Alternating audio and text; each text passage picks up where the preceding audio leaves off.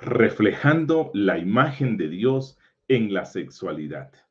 Génesis capítulo 1, versículo 27 dice, y creó Dios al hombre a su imagen de Dios lo creó, varón y hembra los creó. Ser creados a la imagen y semejanza de Dios nos hace distintos a los demás seres puestos sobre la tierra. Y esto significa que hemos recibido de Dios grandes capacidades que nos hacen superiores a los animales, a las plantas y a todo ser en este planeta. Cuando Dios creó a los animales o a las plantas, Moisés nos dice que Dios solamente dijo su palabra y las cosas surgieron.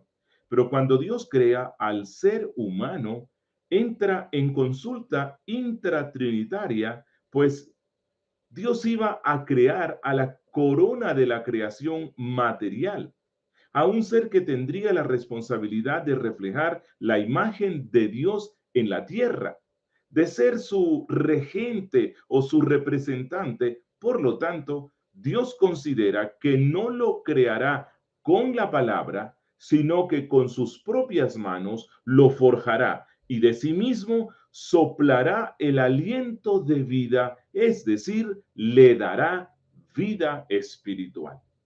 Por lo tanto, en ese aliento, Dios le transmite al hombre sus atributos comunicables y lo convierte en un ser que puede amar, que puede pensar, razonar, conocer, admirar. Dios lo convierte en un ser con sensibilidad, con capacidad de apreciar las cosas, con un sentido de justicia, de rectitud, de equidad, de dominio propio.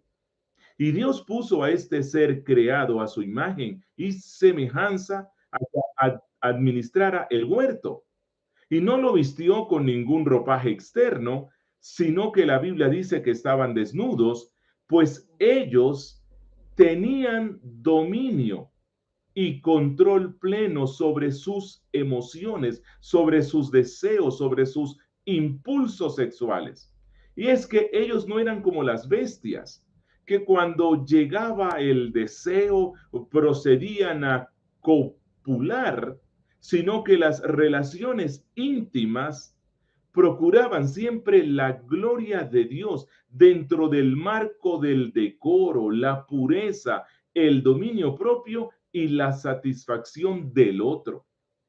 El ser humano no era egoísta en la satisfacción de sus deseos, sino que así como Dios amaba su creación y procuraba siempre el bienestar de ella, el hombre dominaba cualquier pensamiento o deseo que se centrara solo en su satisfacción y ejercía control sobre sí.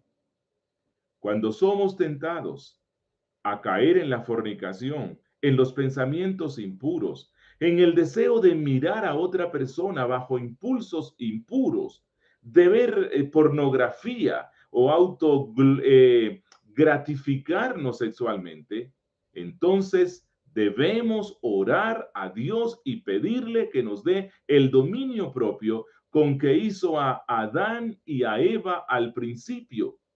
Y esto se puede conseguir por medio de la obra de Cristo en la cruz. Y entonces debemos meditar en que los demás seres humanos fueron creados también a la imagen de Dios y no puedo convertir esa imagen en deseo impuro, salvo que esté casado y entonces deseo a mi cónyuge para satisfacerlo, no para satisfacerme a mí. Dios oirá nuestra oración y recompensará nuestros pensamientos al desarrollar el dominio propio. Que Dios nos conceda hoy ejercer ese dominio propio en nuestros impulsos sexuales. Que Dios te bendiga.